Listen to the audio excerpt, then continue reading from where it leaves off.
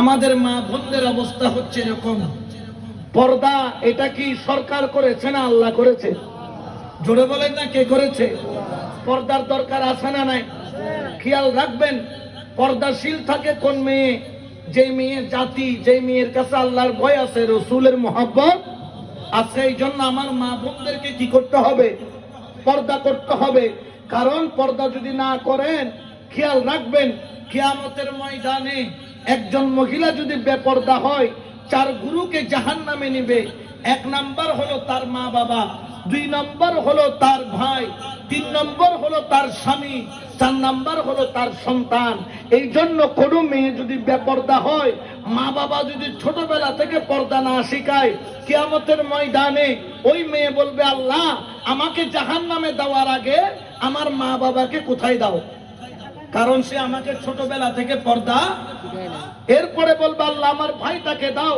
আমার ভাইও কি করতো? পহেলা বৈশাখ আসলে প্রেমিকা নিয়ে ঘুরতো, আর আমাকেও ট্রেনিং দিত, আমিও প্রেমিক নিয়ে ঘুরি। এটার জন্য আমার ভাই দায়ী, সেও আমাকে কখন ইসলামের শিক্ষা। আল্লাহ আমাকে জাহান্নামে দেওয়ার আগে আমার ভাইকে দাও। আবার বলবে, আল্লাহ আমার স্বামীকে দাও। বৌভাতের নাম দিয়ে, এই মেহেদি অনুষ্ঠানের নাম দিয়ে, ফেট দেখাইয়া ফিট দেখাইয়া এই টেরি অনুষ্ঠানগুলা আমার স্বামী বেশি পছন্দ করত।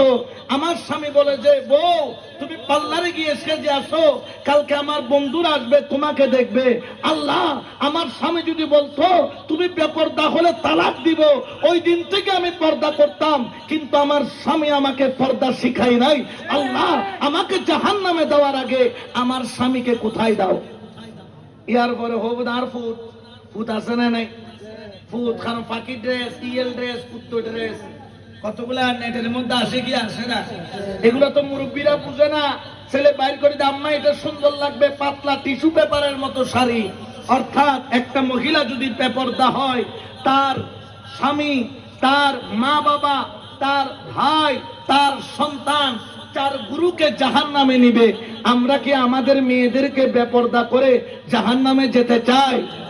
আর মেয়েরা পর্দা হলে, মেয়েকে যদি পর্দালসীন বানাইতে পারেন কোন বাবা, মানুষের মতো মানুষ করে আল্লাহওয়ালা পাত্রের হাতে তুলে দিতে পারেন, রাসূলে পাক বলছেন ওই বাবার কিসমত খুলে গেল।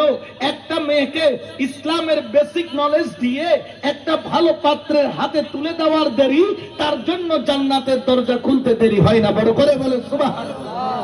কেউ বললেন আমার 2টো মেয়ে, 2টি জান্নাতের দরজা খুলবে।